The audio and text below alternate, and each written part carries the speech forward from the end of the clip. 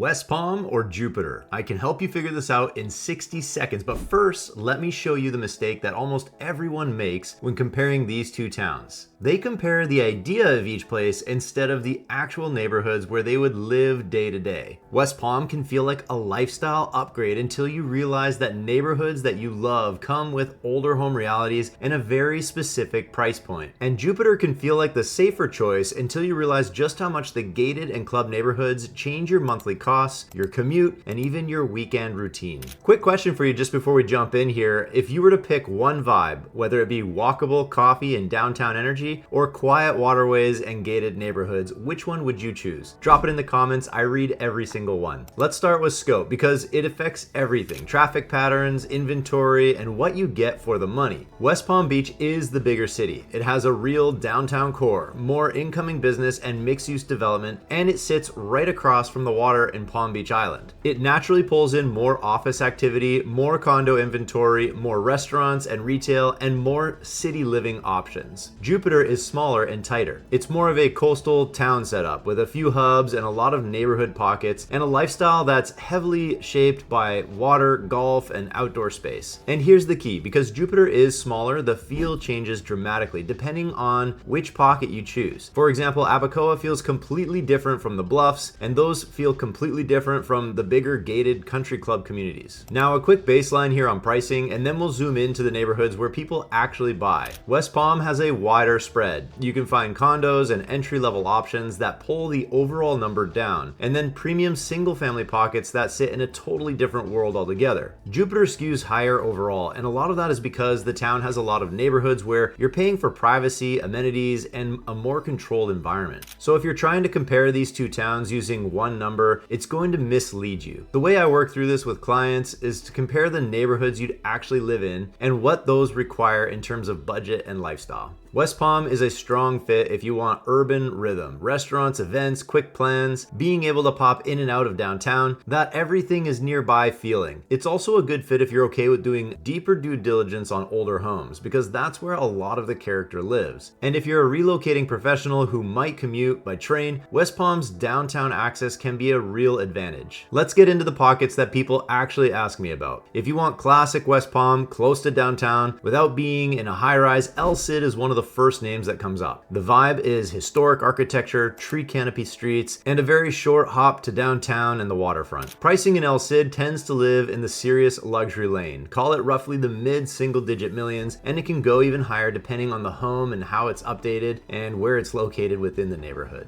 A little insight: in a neighborhood like this, I shift into paperwork mode early. Roof documentation, permit history, and insurance quotes up front. The neighborhood is beautiful, but the due diligence really matters here. Next is the South End, south of Southern, what most people call SoSo. This pocket is popular because it feels residential, streets where you can actually breathe, but you're still very connected to the island, downtown, and the main arteries. You'll see a mix here: older homes with charm and streets where teardowns and new build activity is happening depending on the lot. Pricing is generally in the low to mid millions for single family, and more updated homes or the closer you are to premium streets, the higher that number climbs. If you want to be close to downtown but not in a tower, you'll also hear about great neighborhoods like Grandview Heights, Flamingo Park, and Pineapple Park. These are the close-in neighborhood options, near restaurants and downtown action, but you can still find single-family homes. Just be realistic about lot size and expect that older homes here come with maintenance and planning. This is where West Palm can feel like the best of both worlds: neighborhood lifestyle plus downtown access. One more thing worth mentioning: if your family includes school-age kids, this area feeds into some solid Palm Beach County public schools, and there are strong private options nearby as well. It's worth factoring this in depending on your situation. Quick note for you: if you're moving here and you want to avoid expensive surprises, I have a free download called the Red Flag Homebuyer Checklist, and it's the exact list that I use to spot issues early: insurance red flags, flood map problems, HOA condo risk items, and the stuff that can quietly change your monthly cost after you fall in love with a house. The link is pinned in the comments. Go ahead and grab it. All right, let's talk about Jupiter here, because Jupiter tends to win if you want more privacy privacy and amenities, especially gated options. It's more of a coastal town rhythm day to day, and people love that the water is part of life here. Intracoastal pockets, river access, marinas without being in the middle of a city. The important thing about Jupiter is that the neighborhoods are more segmented, so your experience changes dramatically depending on which pocket you choose. If you want Jupiter but you want something that feels more organized and convenient, Abacoa is usually first stop. You're close to your daily needs and you're not committing to a country club structure just to get your neighborhood feel. Pricing often lives in that mid-range for Jupiter. Think mid-100,000s into low millions depending on the home type and the section. For relocating buyers, it can be a great landing zone. You're not isolated and you're not paying purely for a gate. Abacoa also sits within one of the stronger school districts in the county. So if you have kids, that's worth knowing. If your priority is beach proximity in an established Jupiter community, the Bluffs comes up a lot. It gives you the Jupiter lifestyle without forcing you into the highest cost structure. Pricing typically sits in the upper hundreds to around $1 million plus, depending on what you're buying. Now, if you're drawn to Jupiter for that private, polished feel, Jonathan's Landing is one of the best known names. This is where you start seeing more of that amenity-driven vibe that makes Jupiter a strong fit for second home buyers and retirees. Pricing often runs in the upper hundreds to the low millions and beyond, depending on the property and the setting, of course. And then you have the full amenity gated tier, where people just want the whole package. Gates, amenities, and that everything is handled feeling. This is where the conversation shifts into communities like Jupiter Country Club and Admiral's Cove. Jupiter Country Club often starts in the low millions and can climb from there. Admiral's Cove is a different category altogether. It's not unusual to see the conversation in the multi-millions, and then it can go significantly higher depending on whether you're on the water and the size of the home and the level of finish. This is also where I get very direct with clients about total ownership costs early, because you don't want to fall in love with the lifestyle and then get surprised with the monthly math. One of the biggest differences between Jupiter and West Palm is the water experience. West Palm has a beautiful waterfront area, but it's more of a city on the water. Jupiter has more of that I'm living around waterways type feel. Intracoastal pockets, river access, marinas, and a lot of people relocating from colder climates, they fall in love with that. It's a quieter version of coastal living.